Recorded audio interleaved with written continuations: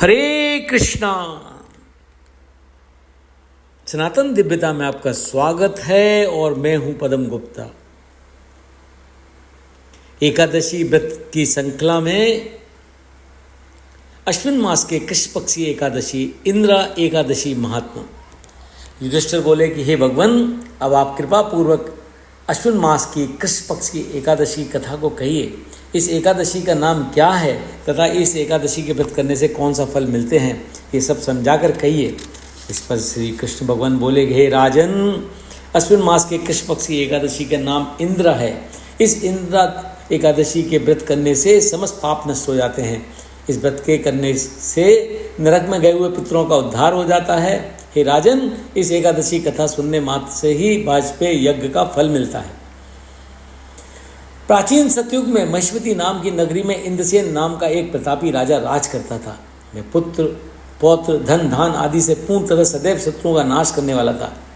एक समय जबकि राजा अपनी राजसभा में सुखपूर्वक बैठा था, महर्षि नारद आकाश मार्ग से उतरकर वहां आए।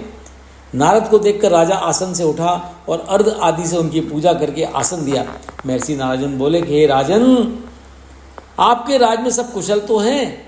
मैं आपकी धर्म परायणता देख के अत्यंत प्रसन्न हूँ। तब राजा बोला, हे महर्षि, आपकी कृपा से मेरे राज में सब कुशल पूर्वक है तथा आपकी कृपा से मेरे समस्त यज्ञ कर्म आदि सफल हो गए हैं। हे देव, अब आपकी क्या आज्ञा है। इस पर नारद जी बोले, हे राजन, मुझे एक महान आश्चर्य हो रहा है कि एक समय जब मैं ब्रह्मलोक से यमलोक गया था, उस समय यमराज की सभा के मध्य में तुम्हारे पिता को बैठे देखा। तुम्हारा पिता महान ज्ञानी, दानी तथा धर्मात्मा था। वह एकादशी के व्रत के बिगड़ जाने से यमलोक को गया था। तुम्हारे पिता ने मुझसे तुम्हारे लिए एक समाचार भेजा है कि आप मेरे पुत्र के पास जाएं। मेरे पुत्र का नाम इंद्रसेन है, जो कि महेश्वती नाम की नगरी में राज करता है। मुझे किसी पूर्व जन्म के बुरे कर्म के कारण ही यह लोक मिला है। यदि मेरा पुत्र इंद्रसेन अश्विन मास के कृष्ण पक्ष की एकादशी का व्रत करे और उस व्रत के फल को मुझे दे दे तो मेरी मुक्ति हो जाए। इस लोक से छूटकर सर्वलोक में मैं वास करूं। जब राजा ने महर्षि नारद जी से पिता के ऐसे दुखपूर्ण वाक्यों को सुना तो उसे महान दुख हुआ और इंद्रा एकादशी के व्रत करने की विधि पूछने लगा। हे नारद जी, अब आप मुझे इस एकादशी के व्रत की विधि बतलाइए। इस पर नारद जी बोले कि हे राजन, अश्विन मास के कृष्ण पक्ष की दशमी के दिन प्रातःकाल श्रद्धा सहित स्नान करना चाहिए। इसके पश्चात दोपहर को भी स्नान करना चाहिए।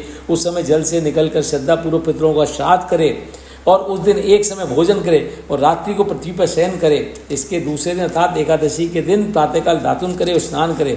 उसके पश्चात भक्तिपूर्वक व्रत को धारण करे और कहना चाहिए कि मैं आज निराहार रहूँगा और समस्त भोगों को त्याग दूंगा। इसके पश्चात कल भोजन करूँगा। हे भगवान, आप मेरी रक्षा करें,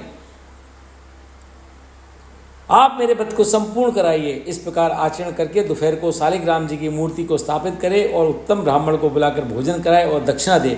भोजन में से कुछ हिस्से को गौ को दे दे और विष्णु भगवान की धूप दीप नैवेद्य आदि से पूजा करे और रात्रि को जागरण के। इसके उपरांत द्वादशी के दिन मौन होकर बंधु बांधवों से भोजन करे।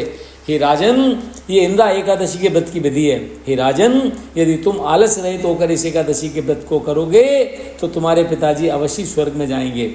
महर्षि नारद राजा को सब उपदेश देकर अंतर्ध्यान हो गए। राजा ने इंद्रा एकादशी के आने पर उसका विधिपूर्वक व्रत किया। बंधु बांधव सहित इस व्रत के करने से आकाश से पुष्पों की वर्षा हुई और राजा का पिता यमलोक से रथ पर चढ़कर स्वर्ग को गया। राजा इंद्रसेन भी इस एकादशी के प्रभाव से इस लोक में सुख भोग कर अंत में स्वर्ग लोक को गए। श्री कृष्ण भगवान कहने लगे कि हे धर्मराज युधिष्ठिर, यह मैंने तुम्हारे सामने इंद्रा एकादशी का महत्व वर्णन किया है। इस कथा के पढ़ने व सुनने मात्र से ही समस्त पाप नष्ट हो जाते हैं और अंत में मनुष्य स्वर्ग लोक में जाकर वास करता है। बोलो इंद्रा एकादशी की जय। जय जय श्री राधे।